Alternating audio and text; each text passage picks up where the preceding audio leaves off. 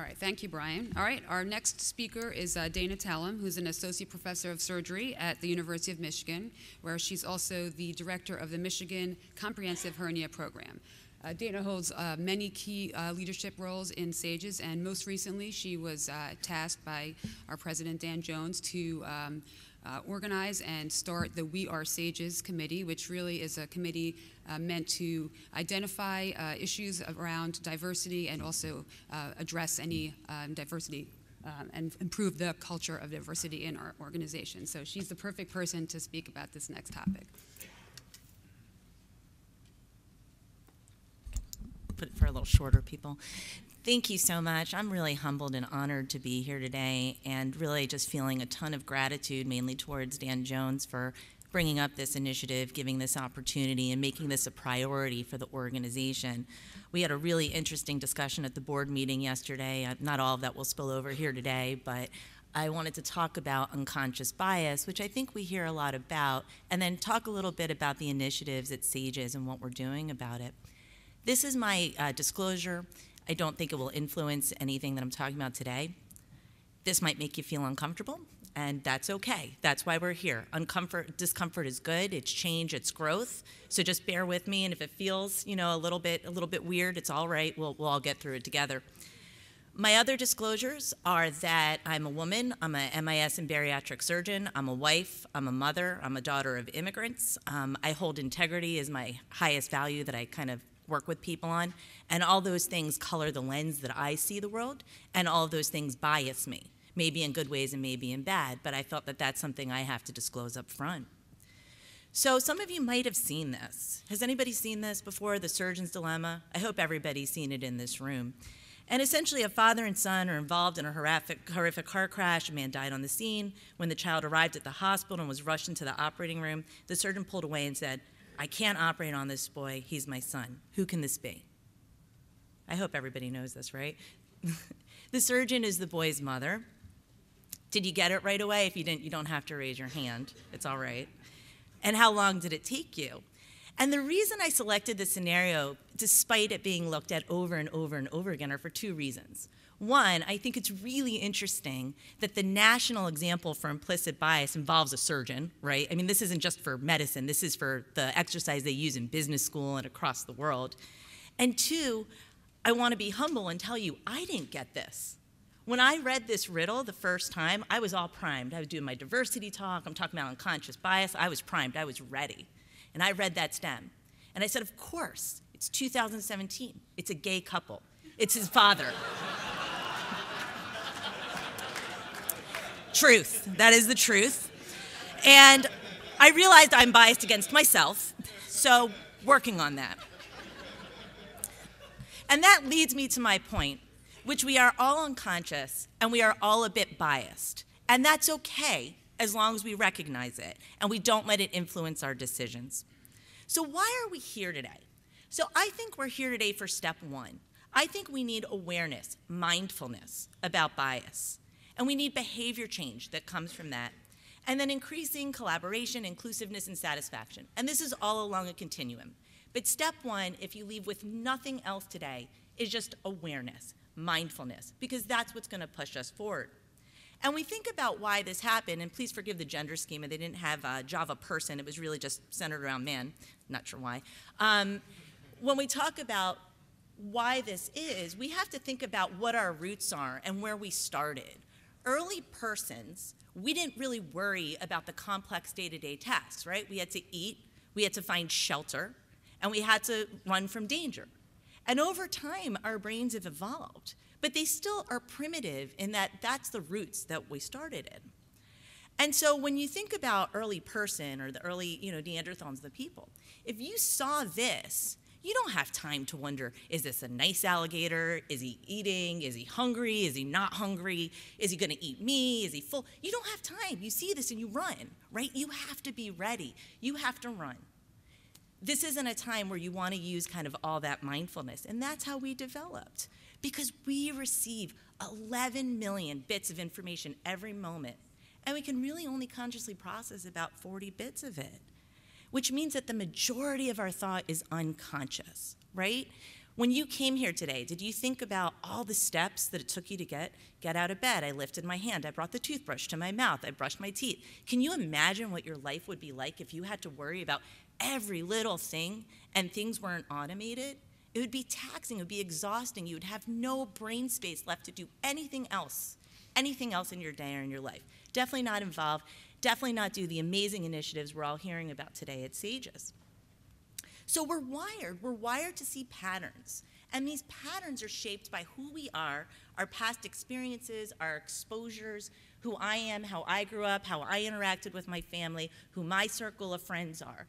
And I mean, I had a very sheltered upbringing. I grew up in a Jewish community. I went to Jewish day school my whole life. I didn't meet anybody different from me until I went to college, and arguably probably not that different than when I went to college.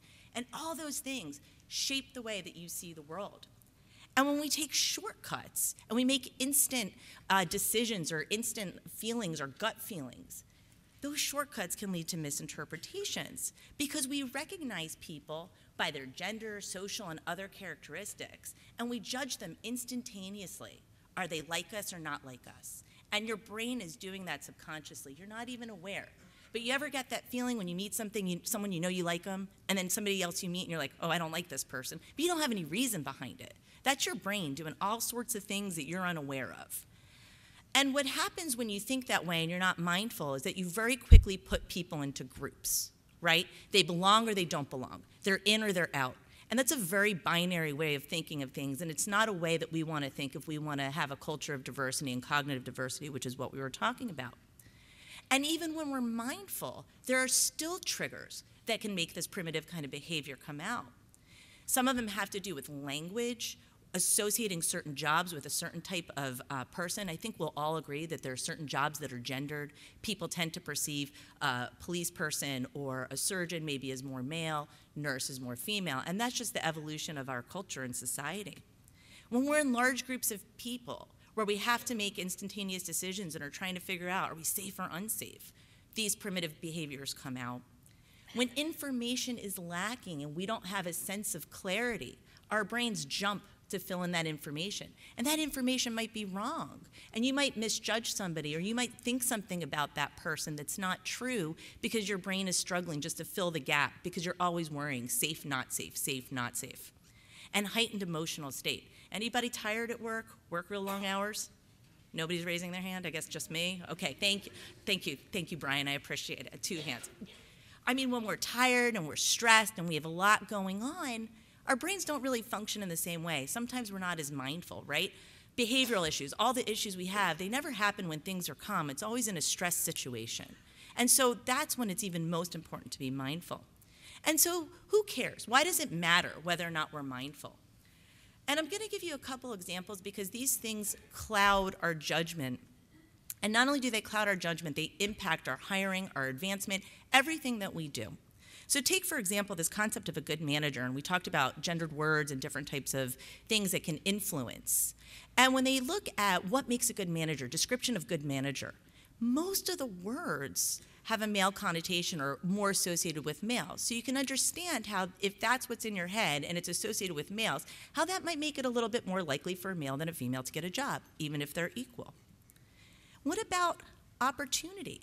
So this was a really, I'm going to say interesting, but also sad example, where they had applicants, male and female, put the same resume in, and people who had names which indicated a certain race, ethnicity, were 50% less likely to get a call back for no reason whatsoever. Applications the same, gender distribution the same, solely based on race, ethnicity. And again, there has to be something deeper going on that people don't even recognize. And so the conclusion here is that even small amounts of bias can really have big consequences. And I love this because this is really interesting, and as a math kind of person thinking about this, this was a computer simulation. And the computer simulation started where everybody was evenly split.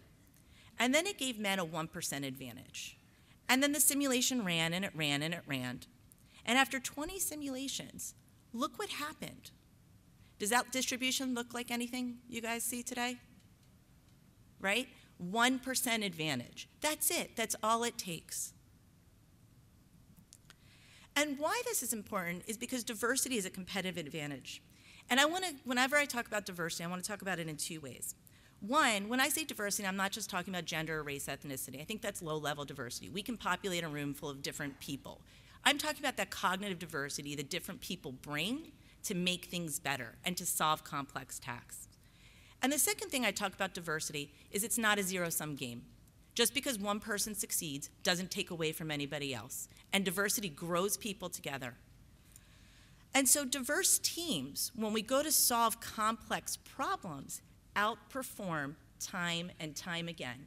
In business, in medicine, in whatever we do, diverse teams makes things better because of all the different lenses that are brought to the table, all the different experiences you have that are brought to the table.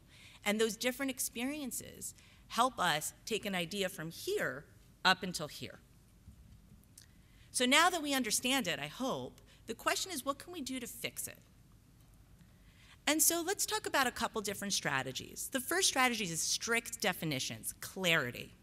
What does success look like specifically? Do we have defined criteria for advancement? One of the great things today, I think, is the transparency from the organization in terms of if you want to advance, here's how you do it, here's how people did it, and that's a great start. Do we have strict job and committee definitions? And then if we're interviewing, whether it's for rewards or residents or whomever, do we have structured interviews so it just doesn't become a conversation about do you have something in common or not in common? Do we have a way to evenly assess people who are coming through? Are we measuring what we do it? I love this story. So YouTube, when it first came out, was designed by these really brilliant engineers. And they were measuring their metrics and measuring their outcomes, and they started noticing that about 5 to 10% of the videos were getting loaded in upside down. And they're like, what's happening here? This is so weird. What's wrong with our platform? What percent of the population is left-handed? 5 to 10%, right? So it was designed by all right-handed engineers, and for whatever reason or not, when the left-handers were doing the video and loading, it was going upside down. Because they didn't have a left-handed engineer at that table that could spot that difference, that could have been catastrophic for this company. But thankfully, they were measuring their metrics, as all good startups do, and they found it and they fixed it real quick, and it wasn't a problem. But that was just from a handedness issue. I mean, so we have to measure and we have to watch what's going on to make sure that we're picking up and identifying our blind spots. And messaging. Oh my God, we have to be so careful with our messaging. I cannot tell you how many times people come up to me before I got married. Are you getting married yet? Do you have a boyfriend? Do you have a husband? When are you having kids? It's none of your business. I'm sorry. I don't mean to be rude about it, but you know, it can be really hard. Or if you go up to somebody who has an accent, where are you from, assuming that they're from somewhere, and all these little things that people don't even realize that they're doing. They're like bee stings nonstop, over and over and over and over again, death by 1,000 paper cuts. And if you ever talk to any of your female colleagues or underrepresented minorities, they'll tell you this, and they'll tell you this over and over. And it's not that people have bad intentions, but these little micro invalidations add up, and they take a toll, and they take a toll on the psyche. And so we have to be really careful with what we're saying and how we present ourselves. How we present ourselves as an organization, as an individual, where we are. And that means that our website and our social media should look like our population. Our speakers and representatives should look like our membership, should look like our population. And I really want to congratulate Dan Jones on the job he did for the meeting for 2018. I think it was very intentional to ensure that the message was diversity and inclusivity across the organization. And accountability. Everyone is accountable. Question your first impressions. If you meet someone and you don't like them, ask yourself why. And just take a step back. Justify your decisions. If you're selecting an award applicant or whomever, a resident, whatever you're doing, ask yourself, have I evaluated all the candidates? Why am I selecting? What criteria and metrics am I basing this decision on when two people are equal or very close? Ask for and be receptive to feedback. And most importantly, empower everyone to call out unconscious bias. Everyone in this room is a leader. Each and every one of you, by the fact that you're here and engaged today, is a leader, whether you lead yourself or a medical student or SAGES. Everyone here has the power to be very proactive about this. And part of what SAGES is doing is forming this task force in the committee. And the mission of this committee is really to foster innovation through diversity and inclusivity. SAGES is an innovative organization that's at the forefront of education, MIS, everything. And we can keep going there and even do better by going through with this mission. And so what we started doing is we've had two really great initiatives. The first one is we actually partnered with the SUS and SBAS with the leadership program. And I want to congratulate Raquel Bueno and Colin Merton, who are in the room. Can you guys stand up? I know Colin's back there. I hope Raquel's here. Oh, there she is. And those are the first two recipients of the Leadership Award. And we also administered a climate survey to many of you, I'm sure, who took it in this room, asking, who are we? What's our demographic? What are things going? And we had a pretty good response rate, 52%, not terrible for a survey, so if you filled it out, thank you. Our respondents were mainly male, mainly white, mainly identified as heterosexual and non-disabled. But we got a really good sense of what's going on. And overall, we're doing a pretty great job. And there's room to improve, as there is anywhere. And so some of the themes where we saw some areas to improve in were discussions on transparency about advancement and participation in SAGES, some of which you saw this morning. The identity and value of SAGES, making sure that we're disseminating all of the great things that are going on in the organization. And interesting diversity inclusion, but not the way you think. It really wasn't a gendered or a race ethnicity. It was more about practice types, community and academic, specialties, non-surgeon, pediatrics, international members, and age. So things that I wasn't expecting, to be quite honest with you, when I went in there is where I found out that we have to do a little better with the variability. And here are just an overview of some of the different strategies. I'm not going to read them all, but I just put them up there because I want to let you know we are working on this. We are trying to figure out ways to make it better. And part of that is just here and talking about it. So instead of giving you take-home sentences, I want to give you take-home thoughts. When you go home, I want you to sit down and think. When you have applicants, whether it's for an award, a residency, a new faculty, whatever it is, that are about equal, how do you make that decision? How do you decide between those people? What are your metrics? What's your accountability? Does our messaging, either at SAGES or in your institution or by yourself, encourage diverse applicants? Does it encourage and foster a community for everybody to come into? And how do we nominate for different leadership positions? And there's no answers right now, but just thoughts. And I think the more we think about things, the better that we're going to get. So with that, I'll say thank you, and go blue.